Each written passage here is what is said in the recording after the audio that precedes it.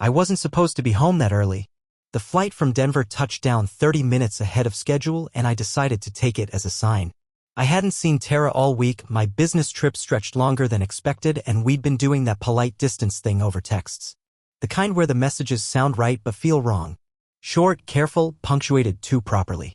I figured I'd come home early, surprise her, and maybe we'd reconnect a little. I missed her. Or, at least, I missed how we used to be. The house was dark when I pulled up, save for the automatic porch light flickering on like it recognized me. I stepped inside and was hit with the faint smell of lavender, not the usual candle scent she used, something new. There was a glass of wine on the kitchen island, only half finished. The kind she pours when she's alone and doesn't expect to finish. Her suitcase was gone. That tracked. She'd sent me a message earlier saying she was spending the weekend at a hotel with her girlfriends. Spa treatments, fruity cocktails, and lounging by the pool. Just us girls, she'd written. Much needed escape. I wandered around a bit, just stretching my legs, letting the house feel familiar again. It always took a few minutes to readjust after a trip. That's when I noticed her tablet on the counter, left behind, screen still glowing. It was unlocked. That was rare. Tara was usually careful. She wasn't paranoid or anything, just discreet. Her phone always had a passcode. She never left her laptop open unless she was using it. I told myself not to look. I wasn't that guy. But then again, I was also the guy who had just walked into an empty house after being told she was elsewhere. I wasn't snooping. Not really. That's what I told myself as I glanced down and saw the open photo. It was of her posing poolside with a cocktail in hand. Classic Tara, oversized sunglasses, sundress slipping off one shoulder, her smile like something out of a travel brochure. The kind of image she'd usually send me just to tease. But this one hadn't made it to my phone. The background caught my eye. Behind her was a sleek, modern glass wall, probably part of the hotel bar. I squinted, adjusting the screen, then looked again. There, in the glass reflection, was something odd. A man's wrist, unmistakable from the wide leather bracelet wrapped around it. And just past the glare, a partially obscured face. Not just any face, one I recognized. 6 months ago, she'd mentioned him over dinner. New guy in finance, she had said casually, twirling spaghetti around her fork. His name's Evan, I think. Cool vibe. Kinda artsy. Doesn't dress like the rest of them. I remember that line because she said it with a smile. Not flirtatious, not suspicious, just interested. I didn't think much of it at the time. But now? That bracelet. That smirk. Even in a blurry reflection, the body language was too familiar. Close. Casual. An asterisk made in a way that couldn't be faked. I tapped the screen. Swiped left. Another photo, this one of the pool, a fruity drink on a towel. Nothing unusual. Then another. And another. In each, she was alone. But always in places that had reflective surfaces, polished glass, water, chrome. And if you looked close enough, patterns began to emerge. The curve of a shoulder. A second shadow. The faint edge of a smile that didn't belong to her. I stared at the screen for what felt like hours. When she got home later that night, hair damp from the pool, smelling faintly of sunscreen and a perfume I didn't recognize, she kissed me on the cheek and dropped her overnight bag by the door. Surprise, I said, trying to keep my tone light. Came home early. She blinked, caught off guard. Oh wow. I thought you were back tomorrow. Flight landed ahead of schedule. She nodded, busied herself with taking off her sandals. Well, good timing. Girls' weekend was nice but exhausting. I watched her move around the kitchen, casual as ever, and finally said, I saw your tablet. You left it open. She looked up. Her face didn't change. Yeah? There was a photo. Looked like fun. That's when her smile twitched just for a fraction of a second. Oh yeah, I took that during the spa day. The girls and I got drinks by the pool. I think Michelle took it. I nodded. The one with the glass wall behind you? She hesitated. Just long enough to notice. Probably, she said. I don't remember exactly. That was from last year, actually. An old photo. I didn't push. Not yet. But I didn't believe her. She brushed past me, heading for the stairs, and I stood there, rooted in place. Staring at nothing. Feeling the silence stretch between us. That's the moment it happened, that first small crack. Not rage. Not heartbreak. Just a quiet realization that something wasn't lining up. That I had seen something I wasn't meant to see. The image stayed with me all night. Not the one of her smiling, but the one reflected behind her. The blurred silhouette of a man who shouldn't have been there. The truth, it turns out, doesn't always arrive in confessions or screaming fights. Sometimes, it shows up in the smallest places. A reflection in a photo, a hesitation in a voice, a detail that doesn't quite fit. And once you see it, you can't unsee it. That night, I lay awake, staring at the ceiling. My wife was asleep beside me, her breathing steady and calm. But in my mind, I kept replaying that image. Over and over. The smile, the cocktail, the man in the reflection. And just like that, the foundation started to shift. I didn't sleep that night. Not really. I lay there, next to Tara, pretending to rest while my thoughts ran marathons. I stared at the ceiling, listening to the quiet rhythm of her breathing, and wondered how much of it was real. Not just her sleep, but everything. The last few months, the last year even, I kept trying to convince myself that it was nothing, that I was reading too far into a reflection, that maybe it was an old photo, like she said. Maybe the man was just a bartender, or a stranger standing too close.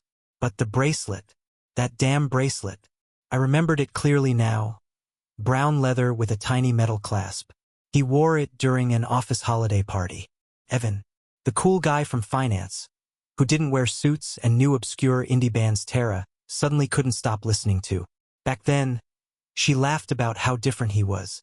He plays guitar, she said once. Taught himself in college. He's like if John Mayer had a day job. I remember smiling at the time, thinking it was just harmless office chatter. But it hadn't felt harmless now. Not after what I saw. The next morning, everything felt different. She made coffee like usual, humming quietly to herself. She kissed my cheek and asked if I wanted scrambled or fried. I picked scrambled because I always do, and she smiled like everything was fine. But my eyes were sharper now. I noticed things I hadn't before. Her nails were freshly done. A deep crimson she hadn't worn since we were dating. Her workout clothes, usually tossed in the hamper, were neatly folded on a chair. She sprayed perfume on her wrist before leaving for yoga. And when I asked what time her class ended, she paused before answering. Just a beat too long. Maybe these were all normal things. Maybe I was just spiraling. But once you start noticing cracks, you can't stop. They spread. The rest of that week, I watched more closely.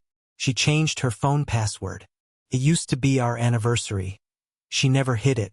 But now, every time she picked up her phone, she shielded the screen from me. And it was always with her. She brought it into the bathroom when she showered.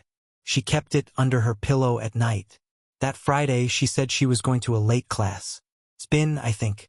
Or bar. I can't keep up with the names anymore. She left in a rush, wearing her new leggings. The expensive ones, she said, were worth the splurge. I waited 5 minutes, then checked the class schedule online. There was no class at that time. I didn't confront her. Not yet. Something told me if I asked, she'd have an answer ready. Too ready. Instead, I started writing things down. Times, names, little oddities I would have ignored before. Not because I wanted to catch her in something, but because I needed to see if I was crazy. I needed to know if I was connecting dots that weren't meant to be connected. But the pattern was there. The dots did connect. Too neatly. Her texts became sparse. One-word replies like she was typing while doing something else or with someone else. She started quoting things. Random phrases on her Instagram stories. Things like, "Not all storms come to disrupt your life. Some come to clear your path." Or, "Sometimes we outgrow people we were once inseparable from." I asked her about one of the quotes just to test her reaction. She said, not looking up from her salad. "The quote you posted. The one about storms. Who was that for?" She gave me a vague shrug. Just something that popped up. Thought it sounded nice. Her wedding ring had been off for over a week now. She said she took it off during workouts. Then it was because of a rash. Then she forgot. But the box where she usually kept it was empty, and she never mentioned it again. I stopped asking questions. Instead, I started remembering. I thought back to when we first got together, how we used to call each other just to hear one another breathe. The way she'd run her hands through my hair when I had a headache. The hours we spent planning trips we never took. Lying in bed with no lights on, just dreams between us. I thought about last fall when she got sick, and I stayed home from work for 3 days just to make her soup and watch reruns of her favorite shows. I thought about the way her smile used to reach her eyes, the way she used to lean into me like I was home. And now? Now she flinched when I touched her back in the kitchen. She avoided eye contact. She didn't ask how my day was anymore. She didn't laugh when I tried to make her laugh. That Saturday, I sat in the garage for over an hour just staring at the wall. No music, no distractions. Just silence and an old chair. I held her tablet in my hands, scrolling through the pictures again. The one by the pool. The man in the reflection. The shadow of something I wasn't supposed to notice. There was a part of me that wanted so badly to be wrong, to have imagined it all. But the longer I sat with it, the more the weight settled. This wasn't just about a photo. It was about all the moments she'd slowly pulled away without me noticing. All the signs I missed or ignored because I didn't want to believe she was capable of being anything but loyal. That's the worst part of betrayal. It's not the act itself. It's the slow realization that the person you trusted most became someone else while you weren't looking. I didn't know what to do next. I wasn't a confrontational person. I didn't like drama. I didn't want to accuse without proof. But I knew I couldn't live in limbo anymore. The space between suspicion and confirmation was unbearable. Like a slow leak you can't patch. So I made a choice. I would find out the truth not through guesses or games, but through evidence. Cold, clear, irrefutable. And once I had it, I would decide what came next. Because this wasn't about catching her in a lie. It was about finally seeing my life for what it was, not the version I tried to protect, but the one that had already changed without my permission. 2 weeks. That's how long I spent walking the razor's edge between doubt and certainty. I kept smiling when she walked into the room. I kept asking her about her day. I kissed her goodnight. I laughed at her jokes, nodded when she said she was tired, and held my breath each time she reached for her phone during dinner. I played the role. I became an actor in my own house, watching the scenes unfold like I was trapped in someone else's script. But behind the curtain, I was planning. It started with research. I read forums, guides, anonymous stories from people who had been in my shoes. I learned about camera placement, blind spots, motion alerts. I didn't want to become someone who spied on his spouse. No one ever does. But there's a line between trust and willful blindness, and I had already crossed it the moment I started collecting evidence. One Friday morning, while she was out for her early Pilates, I installed a discreet camera in the hallway tucked behind a row of books on the top shelf. It wasn't high-tech or cinematic. It just needed to see the front door. That was enough. I told myself it was for peace of mind. I needed to know if I was making this all up. If I was the villain of the story I kept telling myself in fragments. But deep down, I knew what I'd find. You don't take pictures with shadows you don't recognize unless they belong to someone you shouldn't be standing next to. That night, I set the trap. I have to head into the office for a late systems test, I said, nonchalantly spooning soup into my bowl. Might be out past midnight. Tara barely looked up from her salad. Oh, okay. I might turn in early. Yoga wore me out. I nodded. Text me if you need anything. She smiled, but it didn't reach her eyes. At 8:17 p.m., I pulled out of the driveway, drove 2 blocks, and parked behind a row of hedges. My heart was hammering.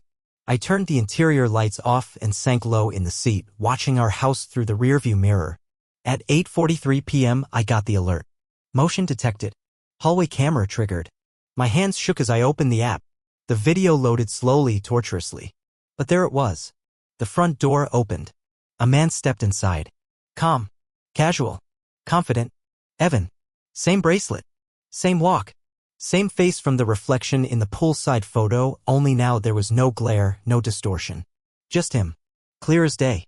As if he lived there. He glanced down the hall, unbothered. No hesitation.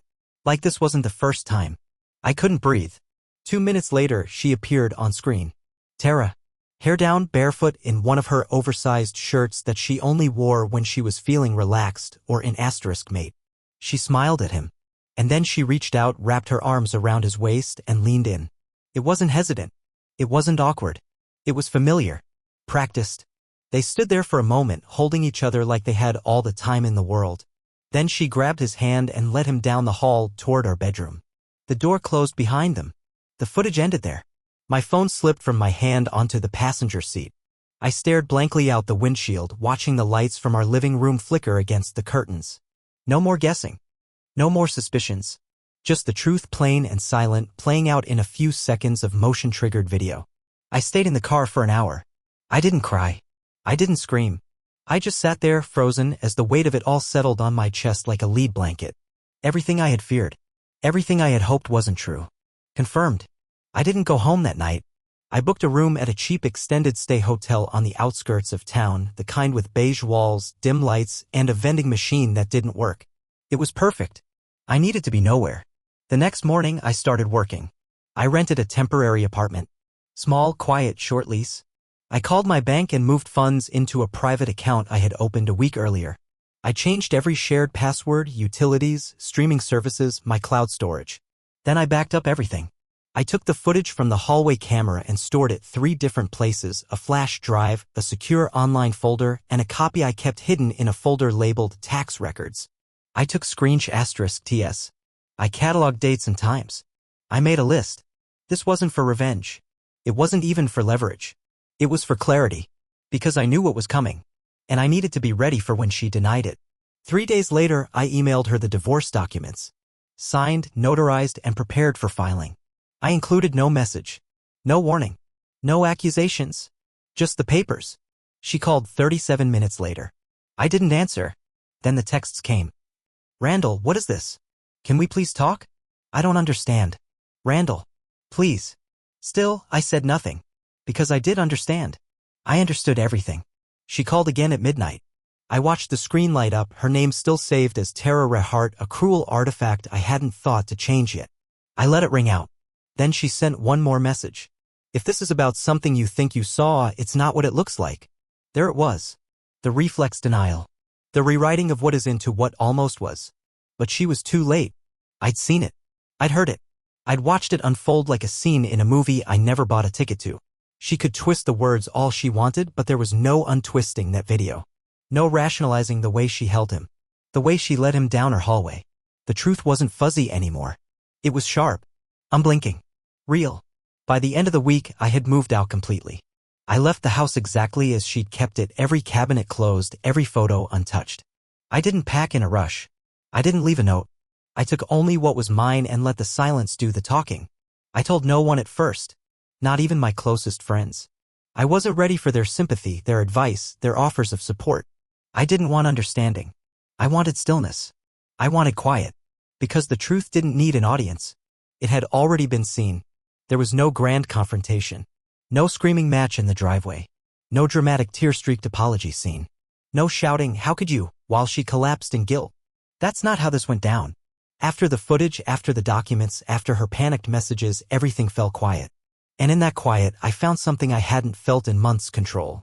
The morning after I filed, I sat alone at a cafe across town, sipping burnt coffee from a chipped mug. The kind of place you pick when you don't want to be recognized.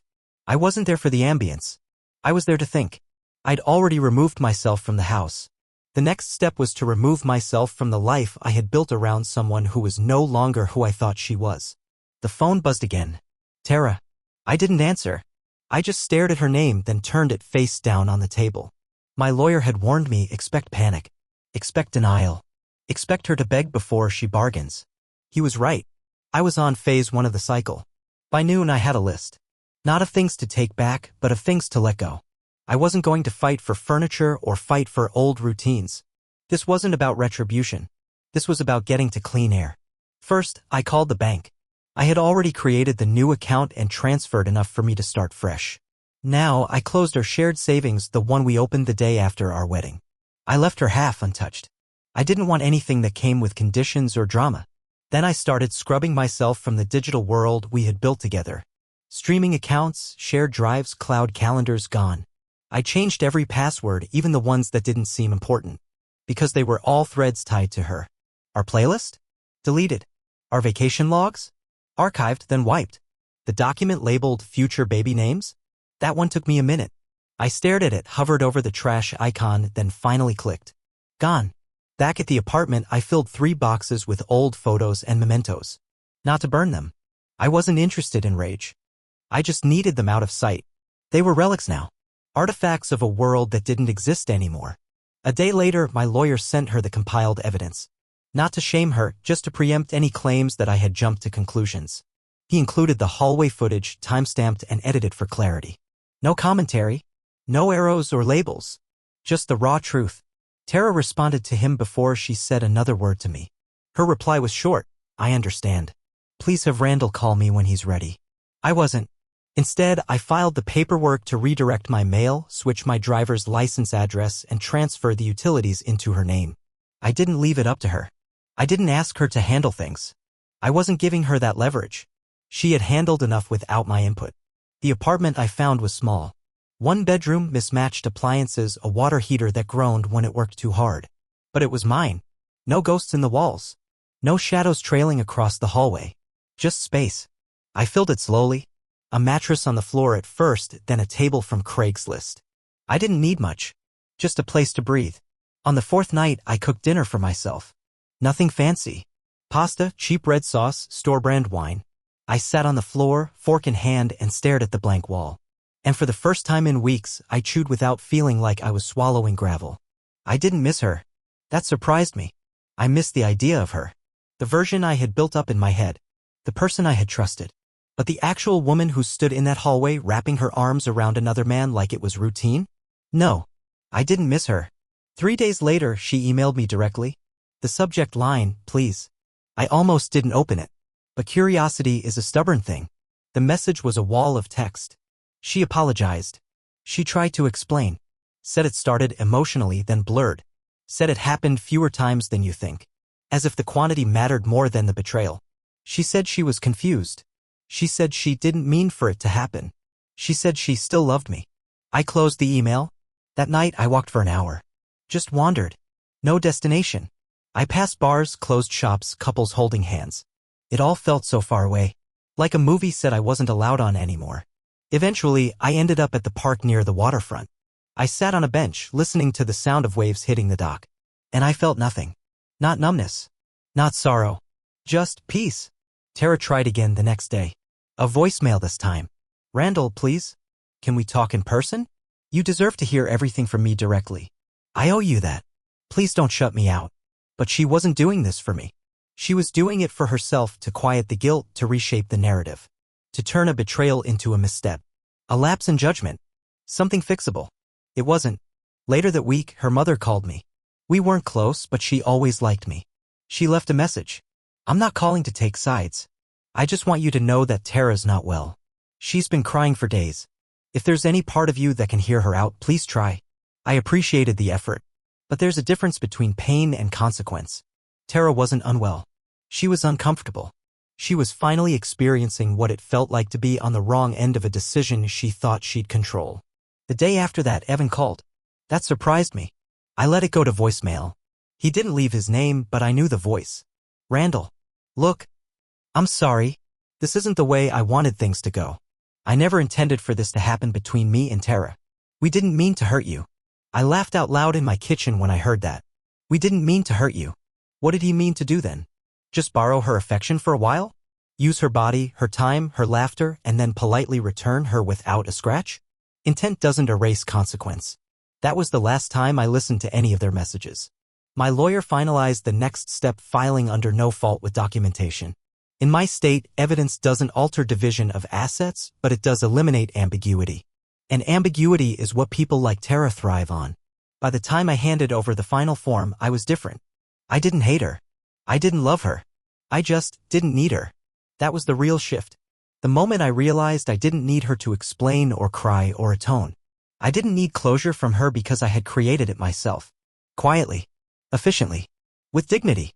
And when people asked me what happened, I didn't give them the gory details. She made her choice, I said simply. And I made mine. That was enough.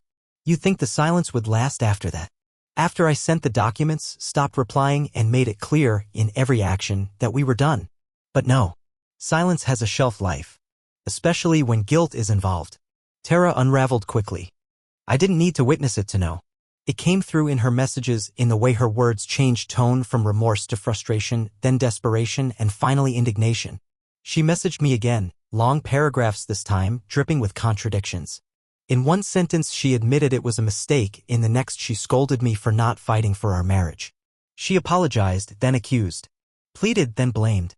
You're being cold, Randall. I never thought you could be so heartless. You used to be the man who understood nuance. I was lonely. I was hurting. You weren't there. As if her betrayal was a collaboration. As if it came with shared responsibility. She didn't want to be the villain. So she made me one instead. Then came the outreach campaign. It started with mutual friends. People I hadn't talked to in weeks suddenly texted, "Hey man, heard what happened? Just checking in." Their tone always held that subtle tension, like they were bracing for my version of the story. I kept it short. "Yeah, I found out some things. We're getting divorced." Simple. Controlled. Unemotional. I never mentioned the camera. Never said the word cheating. Let her tell whatever version she needed to soothe her conscience. I had the truth, and that was enough. But then her version started creeping into places it didn't belong. My brother called one afternoon confused. "Tara reached out," he said. "Said you're going through something. That maybe you overreacted." I exhaled slowly. "She said that?" "Yeah. Said you came home acting distant. Like you were waiting for a reason to leave." That's when I knew. She wasn't just trying to salvage her reputation, she was rewriting the story entirely. In her version, I was the one who gave up. I was the cold husband. The inattentive one. The guy who stopped trying. She wanted sympathy. She wanted a narrative that made her mistake feel like a response, not a choice. The worst part? Some people believed her. I got a message from one of her old college friends, someone I barely knew. Relationships are complex, Randall. You can't just throw people away. I read it twice before deleting it. But it kept happening. Our former couples therapist, yes, the one we saw briefly 3 years ago when Tara was feeling disconnected, emailed me to say Tara had reached out for individual counseling. "She's trying to do the work," the email read. "If you're open to a mediated conversation, it might help bring closure." Closure? Closure was a luxury people seek when there's still ambiguity. I didn't have ambiguity. I had a time-stamped recording. I never replied. Then her mother sent a letter. A real letter. Handwritten. Folded in thirds and mailed to my new address, which she must have gotten from Tara. The handwriting was elegant, careful, like someone trying to soothe a wound with lace. "Randall, I'm not asking you to forgive what can't be forgotten. But I do ask you to remember the years before this. The quiet mornings, the laughter, the way she looked at you in that red dress on your anniversary.